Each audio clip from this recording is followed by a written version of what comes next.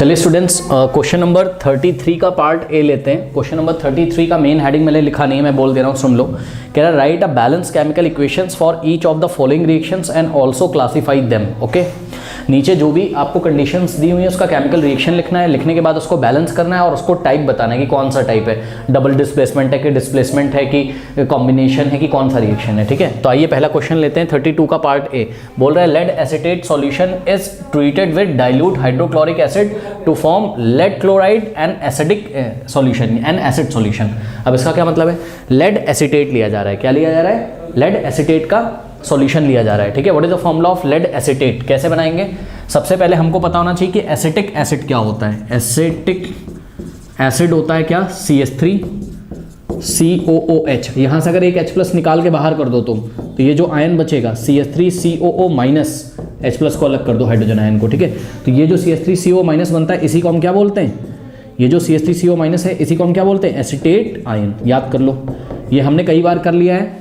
याद कर लीजिए सभी लोग कि एसीटेट आयन क्या होता है? CH3CO-। ठीक है, और लेड, ठीक है, लेड की वैलेंसी कितनी, लेड पे चार्ज कितना होता है? 2+। याद कर लीजिए लेड पे चार्ज कितना होता है? 2+। तो आइए अब हम किसका फॉर्मूला बनाते हैं? लेड एसीटेट का। कैसे बनाएंगे? ध्यान से चेक करिए जरा। लेड पे चार्ज 2+ होता है, पहले ही बताया मैंने, Pb2+। लेड का फॉर्मूला Pb, उसके ऊपर 2+ चार्ज। ठीक है, तो ये लेड आयन का फॉर्मूला। और एसीटेट आयन क्या होता है? CH3CO-। अब कुछ नहीं करना है, ये 1 को Pb के नीचे लिखना है। ठीक है, तो Pb के नीचे हम 1 लिखेंगे और ये जो पूरा आयन है, ये पूरा एसीटेट आयन है, इसके नीचे क्या लगा देंगे? 2, क्योंकि ये 2 इधर चला जाएगा। ठीक है ना, तो CH3COO। अब चार्ज हटा देंगे यहाँ से। क्यों? क्योंकि एक लेड पे कितना चार्ज है? 2+। और तुम कितने एसीटेट आयन लेके आ रहे हो? नीचे कितना लिखा हुआ है? 2। तो एक एसीटेट आयन पे कितना चार्ज है? -1। तो 2 एसीटेट आयन पे कितना चार्ज होगा? -2। और वो -2 इस +2 को क्या कर लेंगे? बैलेंस। अब यहाँ से 1 हटा दीजिए, 1 लिखने की कोई जरूरत नहीं होती है। तो आप ध्यान से चेक करिए, एक लेड है आपके पास और 2 एसीटेट है। एक लेड पे कितना चार्ज? +2, और 2 एसीटेट पे -2 हो जाए, क्योंकि एक एसीटेट पे -1 तो 2 एसीटेट पे -1, 2 एसीटेट पे -2, तो -2 + 2 कैंसिल हो जाएंगे। तो इस तरीके से एक न्यूट्रल कंपाउंड बन जाएगा। ठीक है, तो ये लेड एसीटेट हो गया। अब लेड एसीटेट का सॉल्यूशन लिया गया होगा, यानी कि PbCH3COO का होल ट्वाइस। यही क्या आपका लेड एसीटेट सॉल्यूशन होगा। तो एक्वस भी लिख सकते हो यहाँ। Is treated with dilute HCl। ठीक है, तो हमको क्या करना है? इसको डाइल्यूट HCl के साथ रिएक्ट कराना है। ठीक है ना, HCl का फॉर्मूला तो हमको पता है, HCl। ठीक है, हाइड्रोक्लोरिक एसिड। ठीक है, टू फॉर्म, अब ध्यान से चेक करिए क्या बन रहा है? लेड क्लोराइड बन रहा है, लेड क्लोराइड। अब लेड क्लोराइड कैसे बनाए? बहुत इजी, देखिए, लेड का आयन होता है Pb2+ और क्लोराइड आयन होता है Cl-। याद है? ये 2 इसके नीचे आ जाएगा, 1 इसके नीचे, यानी कि Pb1 और Cl2, और 1 लिखने की जरूरत नहीं है। तो फॉर्मूला क्या बन जाएगा? PbCl2। इसी को हम क्या बोलेंगे? Lead chloride. ठीक है, PbCl2। और ध्यान से चेक करिए, साथ में क्या बन रहा है? एसिड सॉल्यूशन बन रहा है। अब ये नहीं समझ में आ रहा है कि ये एसिड सॉल्यूशन किस वजह से बन रहा है। देखिए, एसिड सॉल्यूशन तभी बनेगा जब कोई एसिड होगा और एसिड उस सॉल्यूशन में H+ दे देगा, एसिड उस सॉल्यूशन में H+ दे देगा। देखिए, सॉल्यूशन में जब तक थोड़े बहुत H+ मौजूद नहीं रहेंगे, है ना, तब तक हम उसको एसिडिक सॉल्यूशन नहीं बोलेंगे। तो एसिड सॉल्यूशन बन रहा है तो जरूर क्या बनता होगा? कोई ना कोई एसिड बनता होगा। अब कौन सा एसिड यहाँ बनता है ये हमें नहीं पता चल पा रहा है। ठीक, चलो कोई बात नहीं पता चल पा रहा है, तो आओ एक काम करते हैं, पहले हम ढूंढते हैं कि किस टाइप की रिएक्शन हो रही होगी। कई बार हमने पढ़ा है, देखिए जनाब, लेड एसीटेट को आप ब्रेक करो। ठीक है, लेड एसीटेट को आप ब्रेक करोगे तो आपके पास बन जाएगा Pb2+ आयन और साथ में एसीटेट आयन CH3COO-। ठीक, आप HCl को ब्रेक करो। ब्रेक करना हमने आपको सिखाया, H+ हाइड्रोजन आयन और Cl- क्लोराइड आयन बन गया। अब आप ध्यान से चेक करिए, कैटायन एनायन, कैटायन एनायन। ठीक है, कैटायन पॉजिटिव वाला, एनायन नेगेटिव वाला, और यहाँ के कैटायन से हम जोड़ेंगे किसको? यहाँ के एनायन को। ठीक है, तो ये देखिए Pb जुड़ा किससे? Cl- से, तो क्या बन गया? PbCl2। तो बचा हुआ ऐड कर दीजिए, बचा हुआ क्या बचा? CH3COO- और H+। तो ये क्या बन जाएगा? एसिटिक एसिड नहीं बन जाएगा? बताइए, CH3COOH। तो ये दोनों आपस में जुड़ गए। तो जब कैटायन एनायन से जुड़ते हैं या जब दो कंपाउंड्स अपने आयंस एक्सचेंज कर लेते हैं तो ऐसी रिएक्शन को हम क्या बोलते हैं? Double displacement. तो एग्जांपल किसका है? ये एग्जांपल है, ये डबल डिस्प्लेसमेंट का है एग्जांपल, डबल डिस्प्लेसमेंट का एग्जांपल है। और ध्यान से चेक करिए, यहाँ जो एसिडिक सॉल्यूशन की बात कर रहे थे, किस वजह से बात कर रहे थे? जरूर क्या बना होगा? एसिटिक एसिड, यानी कि जिसको एथेनोइक एसिड भी बोलते हैं, CH3COOH। इस एसिड की वजह से, एसिटिक एसिड की वजह से, इस एसिटिक एसिड की वजह से सॉल्यूशन कैसा है? सॉल्यूशन कैसा है? एसिडिक है। सुनो, ये एक वीक एसिड है, ये ज़्यादा H+ नहीं देता है बट कुछ H+ तो देगा। ये ब्रेक होगा ना, कैसे ब्रेक होगा ये आयनाइज हो जाता है। कैसे? ये वीक एसिड है, हमने पढ़ा है CH3COOH, ठीक है, अंदर पानी तो पड़ा ही होगा फ्लास्क में, तो इसके प्रेजेंस में ये ब्रेक हो जाता है किसमें? ये हम इक्विलिब्रियम का साइन लगा रहे हैं, आप 11th क्लास में पढ़ोगे, इसको आपको ध्यान नहीं देना, बस मैं आपको बता रहा हूँ। CH3CO- और H+, देखिए ये ब्रेक हो जाता है वाटर के प्रेजेंस में और क्या बनाता है? आयनाइज हो जाता है। H+ देता है कि नहीं देता है? तो इसकी वजह से सॉल्यूशन में H+ होगा, और जिस सॉल्यूशन में H+ होता है उसको हम क्या बोलते हैं? Acid solution. इसलिए उन्होंने क्या शब्द का यूज़ किया लास्ट में?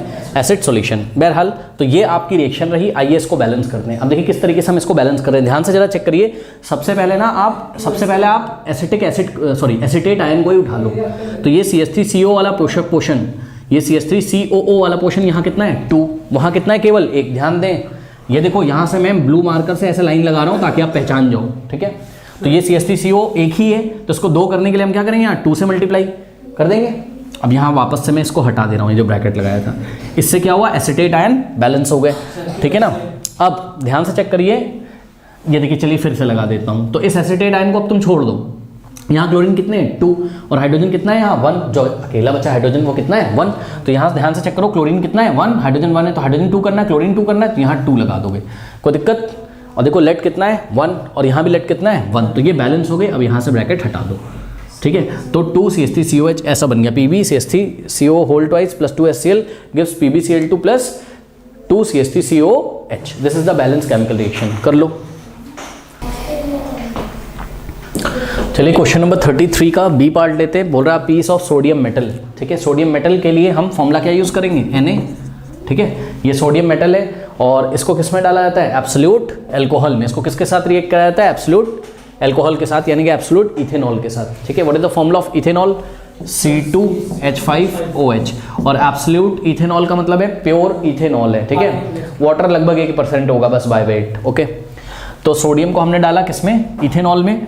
तो आपको याद है ये इथेनॉल का टेस्ट भी था, यहाँ सोडियम एथॉक्साइड बन जाता है, ठीक है ना। कैसे? ध्यान से चेक करो, ये सोडियम इस हाइड्रोजन को हटा देता था यहाँ पे, तो क्या बनता था? C2H5O और यहाँ Na, और यहाँ O- Na+, ऐसे हम लिखते थे। और इसका नाम क्या था? सोडियम एथॉक्साइड, और साथ में क्या निकलती थी? हाइड्रोजन गैस साथ में, जो कि जिसका साउंड क्या होता था? Pop sound. इसको हम बर्न कर देते थे, पॉप साउंड के साथ बर्न होता था। तो ये रिएक्शन है। अब इसको हम बैलेंस अगर करना चाहें तो ध्यान से चेक करो, यहाँ से एक H निकला है बस, ये वाले पोर्शन से C2H5O तो ऐसा ही है, यहाँ से एक H निकला है और वहाँ 2 H बने, तो इसके आगे हमें क्या लगाना पड़ेगा? 2। ऐसा करते ही ध्यान से चेक करो, हाइड्रोजन तो ये वाला 2 हो गया, लेकिन ये C2H5O वाली यूनिट डिस्टर्ब हो गई, तो ये C2H5O वाली यूनिट के आगे हम क्या लगा देंगे? 2। तो सोडियम डिस्टर्ब हो जाएगा, तो सोडियम पे भी हम क्या लगा देंगे? 2, ठीक है। और आप चाहे इसको माइनस+ ऐसे लगा के लिखो, आप चाहे इसको सीधे ऐसे लिख दो, C2H5ONa, ठीक है, ऐसे लिख दो, बात सेम है। तो ये सोडियम एथॉक्साइड बन गया आपका। अच्छा, ये किसका एग्जांपल है? Displacement reaction. कैसे? सोडियम ने किसको डिस्प्लेस कर दिया? हाइड्रोजन को। तो ये किसका एग्जांपल है? मतलब इसका टाइप क्या है रिएक्शन का? टाइप भी बताना था ना हमको, डिस्प्लेसमेंट रिएक्शन। कर लो। पार्ट सी और डी में पढ़ दे रहा हूँ और पढ़ के यहाँ पे लिख दे रहा हूँ, ठीक है। इतना टाइम बचा नहीं क्वेश्चन लिखने का आज। कह रहा iron third oxide on heating with carbon monoxide. Okay, iron third oxide का फॉर्मूला क्या होता था बताइए? आयरन थर्ड ऑक्साइड का Fe2O3। क्यों थर्ड? यानी कि आयरन का ऑक्सीडेशन स्टेट कितना है? 3+, यानी कि 2 होते हैं ना, Fe2+ होता है, इसको क्या बोलते हैं? फेरस। ये क्या है? फेरस है। और Fe3+ क्या होता था तुम्हारा?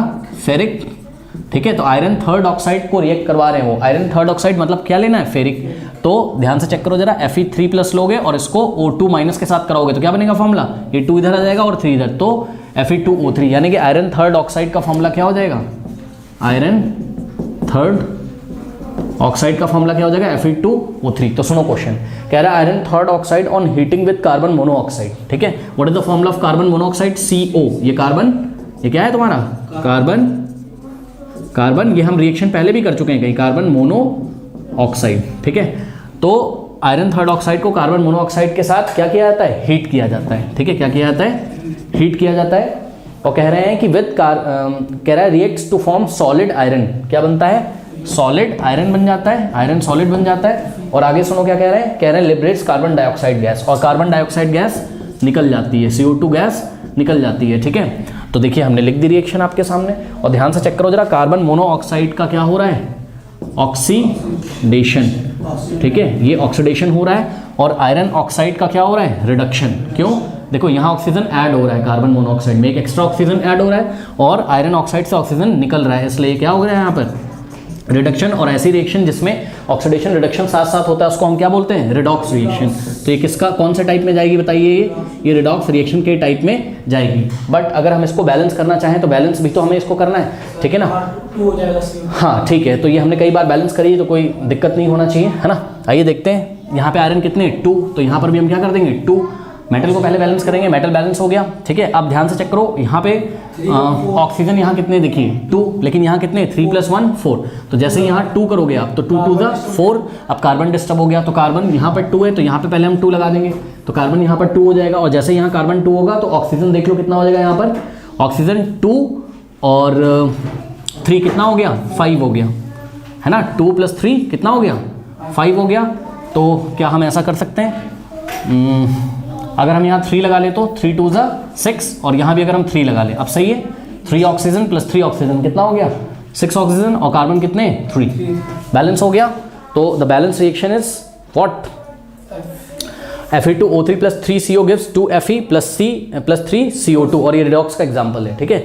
आइए इसी में लास्ट क्वेश्चन और बचता है, इसको फिनिश कर लेते हैं। लास्ट पार्ट जो कह रहा है hydrogen sulphide gas, hydrogen sulphide gas का फॉर्मूला क्या होता है बताइए, H2S। ये क्या है, ये है हाइड्रोजन सल्फाइड गैस। और ये फॉर्मूला भी कैसे बना होगा, क्योंकि ऑक्सीजन कहाँ आता है ग्रुप नंबर 16 में, ऑक्सीजन फिर क्या आता है सल्फर, तो ऑक्सीजन सल्फर सेलेनियम टेलिनियम ये सब आते हैं। ग्रुप नंबर 16 के ऑक्साइड्स कैसे होते हैं, इस टाइप के, देखिए O2- ये ऑक्साइड हो गया, और सल्फाइड का कैसे बनेगा S2-, ठीक है। तो हाइड्रोजन सल्फाइड बनाना है तो H+ और S2-, ये 2 इसके नीचे जाएगा 1 इसके नीचे, तो फॉर्मूला क्या बनेगा हाइड्रोजन सल्फाइड का H2S। इस तरीके से हम सोच सकते हैं, ठीक है ना।